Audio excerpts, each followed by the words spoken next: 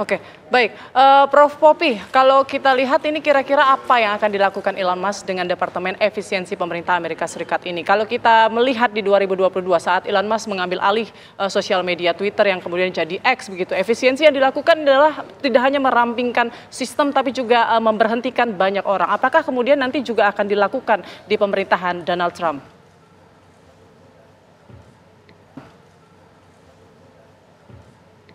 Ya, merujuk kepada kemampuan Elon Musk sebagai CEO Tesla yang mana sejak tahun 2008 ditunjuk sebagai CEO Tesla sampai dengan terakhir tahun 2024, Elon Musk mampu membukukan keuntungan bagi perusahaan tersebut, di mana saat tahun 2019 perusahaan ini memiliki kerugian yang sangat signifikan dan baru bisa beruntung itu memiliki pendapatan bersih di tahun 2019. Di 2019 masih mengalami kerugian dan baru di tahun 2020 baru membukukan pendapatan bersih.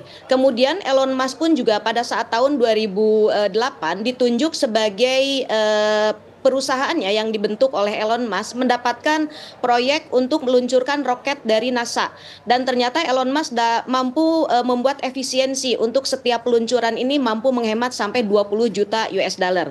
Dan karena kepiawaiannya dalam mengefisienkan seluruh aktivitas di dalam perusahaan Tesla begitu juga SpaceX, ini menjadi best practices yang dilihat oleh Trump, seorang pebisnis unggul di Amerika Serikat, yang melihat bahwa penunjukan Elon Musk sebagai Kepala Departemen Efisiensi Pemerintah Amerika Serikat diharapkan akan mampu melakukan penghematan anggaran yang dikeluarkan oleh pemerintah Amerika Serikat, yaitu untuk di departemen-departemen yang ditangani oleh pemerintah Amerika Serikat. Mulai dari Department of Health and Human Services itu merupakan salah satu kementerian atau departemen yang paling tinggi memakan budget dari anggaran pemerintah untuk tahun fiskal 2025, kemudian dilanjutkan dengan Department of the Treasury-nya, kemudian Social Security Administration, sampai Department of Defense, Department of Veteran Affairs, dan lain sebagainya.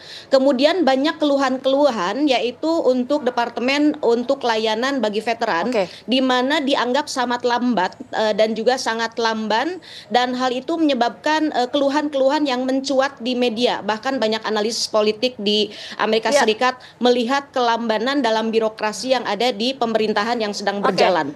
Untuk ini keputusan pemerintah menunjuk Elon Musk untuk melakukan reformasi birokrasi, karena saat menjadi CEO X atau Twitter saat itu dari 8.000 karyawan Twitter itu menjadi 1.500. Kemudian mampu melakukan penghematan anggaran. Selanjutnya selain melakukan penghematan anggaran yang dilakukan oleh Elon Musk, menyebabkan kepercayaan publik yang menyebabkan nilai saham perusahaan Tesla kemudian juga perusahaan X memiliki nilai yang sangat tinggi sekali karena peningkatan kepercayaan pada publik, dan ini ditunjukkan juga dengan peningkatan penjualan produk bisa Tesla mendengar suara saya? sampai dengan tahun ini semakin meningkat. Bahkan Tesla sekarang menjadi perusahaan otomotif yang paling dipercaya oleh Amerika, memiliki brand image yang sangat baik sekali. Nah, untuk ini hal-hal yang dilakukan oleh Elon Musk ini diharapkan memiliki dampak kepada pemerintah yang dipimpin oleh Presiden Trump. Pertama, penghematan anggaran diharapkan dapat menjadi salah satu ujung tombak untuk meningkatkan layanan lainnya Prof. Popi, mohon maaf saya potong dulu karena durasi kita juga terbatas. Prof. Popi, kita ingin fokus dulu. Tadi kan Prof. Popi menyampaikan soal efisiensi birokrasi, tapi kita ingin fokus. Tadi Prof. Telisa menyampaikan bahwa ini berkaitan dengan perang teknologi dengan Cina dan juga Amerika Serikat yang semakin kuat. Bagaimana menakar kekuatan ekonomi kedua negara ini, Prof. Popi?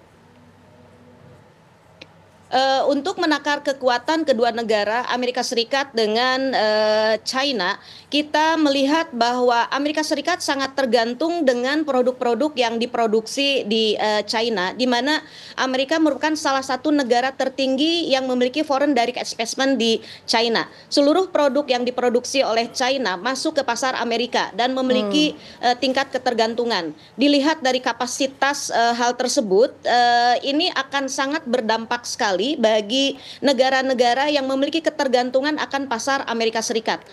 Dengan adanya Departemen Efisiensi ini diharapkan pemasukan khususnya untuk pajak ya, untuk pajak yang diterima dari produk-produk yang masuk ke Amerika akan dilakukan oleh Trump seperti saat menjabat sebagai presiden ke-45 tahun 2017 saat itu, di mana dikenakan sampai 10% sampai 20%. Dan ini diprediksi karena ya. Baik, saya mungkin beralih ke Prof. Telisa. Prof. Telisa, kalau kita lihat kan kebijakan proteksionisme ini kemudian kan apakah berdampak signifikan terhadap Indonesia? Misalnya seperti penerapan tarif 20% misalnya bagi produk masuk ke Amerika Serikat. Nah, bagaimana nanti kira-kira kondisi kita?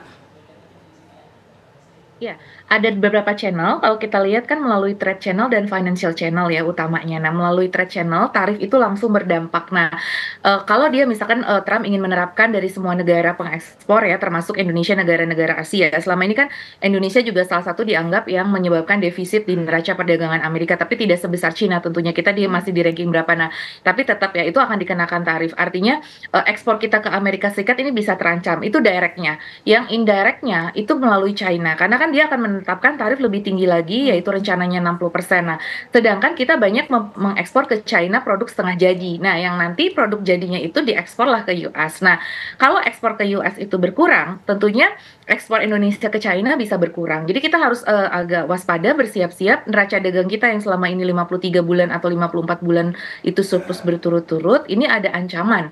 Dengan terpilihnya Trump ini, takutnya neraca dagang kita jadi tadi ya surplusnya menipis, semakin tipis gitu karena adanya perang dagang ini. Jadi itu yang perlu kita waspadai, itu melalui trade channel. Yang kedua, melalui financial channel, itu sebetulnya dengan adanya penguatan ekonomi Amerika kan memang Trump ingin ekonominya itu selalu menguat ya, domestic ekonomi, greenback dolar kembali dan dolar menguat ke Amerika. Jadi semua investasi diharapkan kembali ke Amerika. Nah, kuatnya ekonomi Amerika itu tidak begitu baik dampaknya di pasar keuangan. Biasanya pasar keuangan kita tuh akan bullish kalau Amerika tidak terlalu baik seperti itu karena biasanya dia akan quantitative easing, terus kemudian bunga jadi tertahan ya. Nanti kan arah kebijakan Amerika juga kalau misalkan Amerika itu dampak tarif itu inflasi menjadi tinggi, bunga itu tidak bisa turun seperti yang kita harapkan bunga The Fed, dan artinya nanti ke perekonomian Indonesia, bunga Indonesia juga mungkin bisa turunnya itu tidak secepat yang kita harapkan. Nah, padahal kita lagi butuh banget sekarang penurunan suku bunga itu untuk mendorong aktivitas ekonomi. Jadi ini akan berdampak di dua sisi, di sektor ekspornya, di neraca dagang kita yang nanti bisa semakin tipis,